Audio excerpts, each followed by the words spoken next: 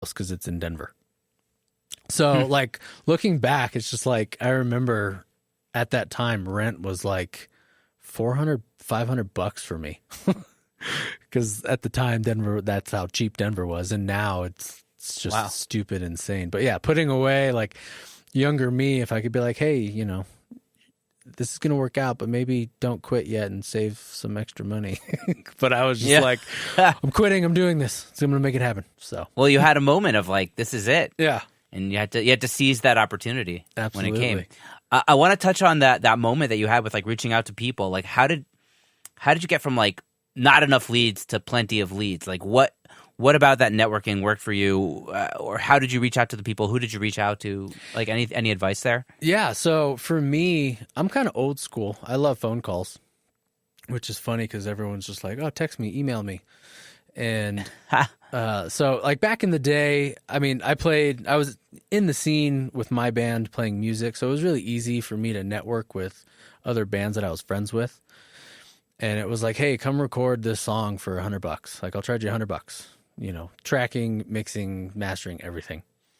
And so it was easy for me to network that way and kind of start to gain a catalog of like, hey, here's my discography of stuff that I do. You know, come do it for $100. Come do it for, you know, $150. And just, for me, it's almost like cold calling. You know, you'd shoot an email off to somebody or message a band. Back then it was MySpace and now it's Facebook. But, you know, you just be like, hi, I'm Taylor. This is, you know, I own a studio. I know you guys are a band and love to maybe chat with you guys about your recording situation. If you don't already have, you know, a studio that you like working with and stuff like that, or, you know, come check us out and see what we offer. And it was just that. And, you know, there's a lot of people that just leave you on red, and you got to be strong-willed to not be like, all right, they don't care, or, you know, they're covered on their recording side of things. So, but yeah, just, you know, being socially present, having Facebook, having Instagram. It's 2021 now, and you have to have some, you know, if you want to be in this industry and be successful at it, unfortunately, you got to have a social media presence. I know. So, yeah, you're preaching to the choir here. I wish I could get off of it, but there's no way. Oh, there's absolutely. No, I would, if it didn't run my business, man, I would just be like, I'm off this. Like, it's a time sucker. You know, there's so many negative parts to social media. Oh my God. Yeah, for sure. Well, I love that you had the balls to just call people and be, you know, just network and make me an offer you can't, you know, you can't refuse, you know, like, here, $100, let's build up the resume. Let's get you in the studio. I know you, like, this is cheap. Let's just do this. Yeah. And like, I love that. How do you take it from, you know, charging a very small amount to, you know, charging a rate that you could live off of? So, yeah, just as it grew, I mean, for me, it's kind of simple, you know, supply and demand. Is as demand goes up for me, you know, the price point comes up. But you also have to, you know, it's like I could buy ATCs and people walk in and be like, oh, those are big speakers. I have no idea what value that's going to bring to me in my music, but all I know is that Taylor offers me something for my music that makes it better. So I always tell people, it's like people will remember the experience, the service, how I went about helping them write their song or arrange their song far more than how the mix comes out. So for me, it's like when you come into my studio, it's like I want you to have a good time and have an experience. So as I got better at that and got better gear, things sounded better and everything just got better. So just over time, it's been, you know, I was able to just, you know, obviously you gotta pay for the gear that you want to get, you know, so the price goes up when stuff like that happens. But, you know, just as I got better and worked more and worked with more bands, you know, it got to a point where it was just like, cool, I can charge a little bit more because now I'm booked and I'm busy. And, you know, now it's like, for me, like if you would have told me 6-7 years ago, like, Taylor, it's going to be mid-March and you're booked to August 10th right now. And holy shit. Yeah. And it's just, you know, but it's been a long time, hard work, to make that happen. It's not something that's happened overnight. So Wow. Do you have like an intern or anybody helping you out? I do have one intern, and he kind of comes and goes, and he's awesome. He's been with me for quite a while. And he has a day job though, and I keep joking with him. He's like, man, I wish. And I was like, just quit your day job and make it work. You just gotta. I was like, obviously, make sure you can eat, pay your bills, and stuff like that, of course. But I'm just like, I tell people all the time. It's I have a lot of other people that I talk with, and they have day jobs and do studio stuff on the side, and it's just like you got to choose one or the other, and it's the art industry, so it's not consistent. And you got to be okay with it. Yeah, that's rough, man. It is rough. The famine and feast. Yes. For me, this year has been like famine and feast times 10. Yeah. I'm used to famine and feast. I've been doing this for a long time. Yeah. But like, it's been like 0 or insanity. Yeah. And I had, it's been a good year. The 2020 definitely sucked in ways, but it was also awesome. But I had, I think, 3 EPs back to back in November. Just COVID-related issues, canceled. And that was a rough month and a half. So, yeah, definitely lots of highs and lows. But, man, I'd rather get paid less and be my own boss than make a lot of money and be miserable. Totally. Well, I wanted to ask you a question because, you come from this metal background, and clearly you're still working on some metal stuff. Yeah. But you're also working on indie, alternative, and you're also working on pop, like straight up pop. Yeah. How are you able to work on all these kinds of genres, at the same time and do them well? Yeah. So I think for me, growing up, and people are gonna make fun of me for this, but man, like growing up, I remember my mom listening to Shania Twain. I grew up listening to the Backstreet Boys. My first concert ever was actually the Backstreet Boys at MGM in Las Vegas. And I think Mandy Moore opened for them. Oh my gosh. Yeah, I think I was like 10 years old. Yeah, I was 10 years old. And you're dating yourself, man. I know. And I just turned 31. So, but nice. Growing up listening to pop stuff, like I didn't get into metal until I was probably like my sophomore year in high school. Like I grew up listening to Blink, Green Day, Sum 41, like all the great pop punk records and punk rock records. And then I met one of my buddies. He showed me As I Lay Dying. And I was like, they got some cool riffs, but why are they screaming?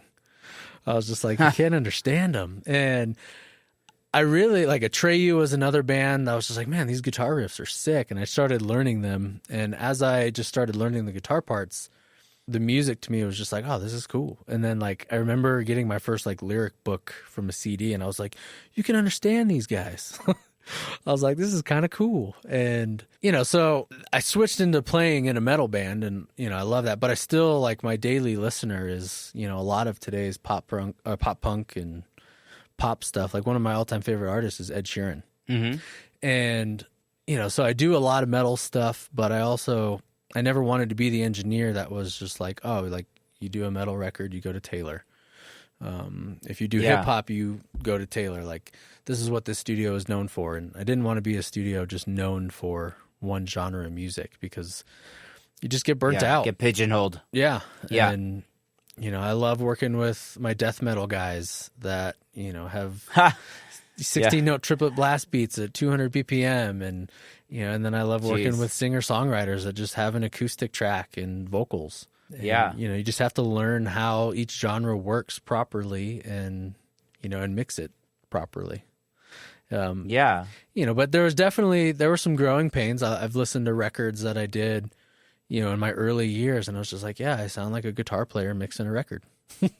The guitars are super loud, and nowadays it's like, all right, like make the song work and not, what instrument I like. So for sure. My early records are very bass. I'm a bass player, very muddy. Yep. Those first recordings. Yeah. And just pop the bass up. No worries. Yep. You're just like, I like it. Sounds great. Yeah. And then you figure it out. You realize, over time. Yeah. I guess it's just about listening to the right records and make sure that you're keeping your ears open to new things. Yeah. It was funny when I started, I work with a guy named Hunter Reese. He's in LA, but now he's actually in Austin, Texas. But I remember when I first started mixing for him, I listened to nothing but the Chainsmokers for like 2 weeks at the gym. And it was more, I was just like, let me just get rehearsed with, how this genre really works. It's like you want to have, big bass and nice low end and, tight upfront vocals, but it was just like I wanted to understand and hear what different producers were doing. And I listened to more than just the Chainsmokers, but it was just, I wanted to make sure when I mixed that record, I knew the sound that I was going for. Yeah. So tell me a bit about your workflow these days, working with artists. What's the first thing you do when they, an artist comes in, they have a song, like what's like the first thing that happens? Yeah. So, what genre do you want to go with? Any genre. I don't know. Let's start with pop, and then we can go into metal. The pop stuff is more of me just mixing it. I don't track a lot of pop stuff. Mm-hmm. So I guess we'll back up and we'll go with like when a rock band comes in or something. So, okay, sure. The first thing I do is I do some type of Zoom meeting, or they come down to the studio and I meet with them and we just discuss, what their goals are as a band. What do they want to achieve this year? What kind of record do they want to make? What do they hope this record does for them? Stuff like that. So I'll talk with them. And then after we kind of, figure that out, because there's some bands that I work with where, they just want to record music so they have something to listen to. And then there's the bands that are like, yeah, we want to be on tour and make sure we're competitive and mainstream. And, so I'm going to produce that record differently than the, I work with a guy he's older, and he just likes to record his stuff, and they're 7-8 minute long songs.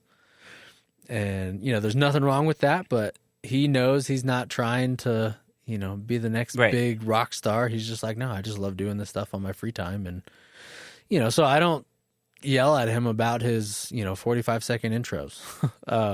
Yeah. Or, hey, this is a great riff. Why did we play it for 32 bars? But for the bands that are like, yeah, Taylor, we want to be, on a lot of playlists and be those musicians that quote unquote make it.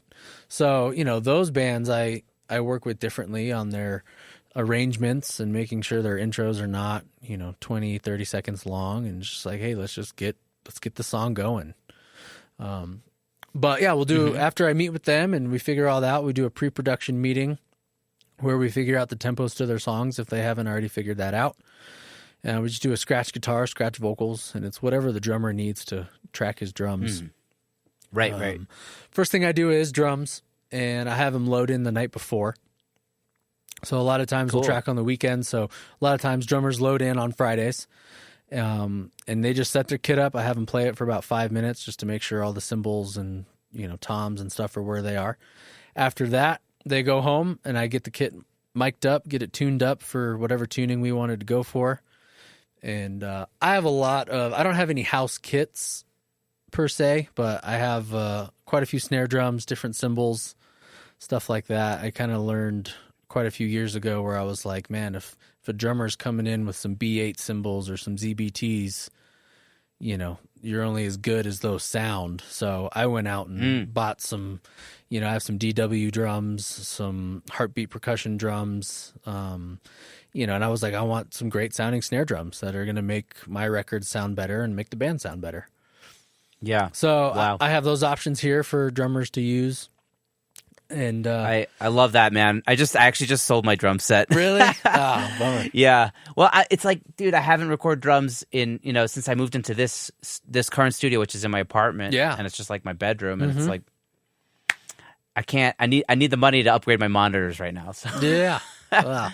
Well, I want to ask what you're getting later. I love so. I love miking drum sets, man. It's fun. Yeah, no, I love it too, and I think drum samples and MIDI has come a long way, but it's just when you capture that room sound with the drums, and it's just hard to beat that realness and the player. Yeah. No, absolutely, like the feel. And I love that you let them go away and it's like, don't worry, I'll take care of this. Let me mic this up.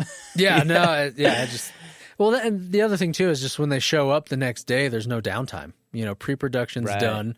They have their scratch track that they know what they're tracking to. And, we do a quick sound check and just to make sure that all the levels are where they need to be. And, is the tuning where we want it? And yeah, so start with drums.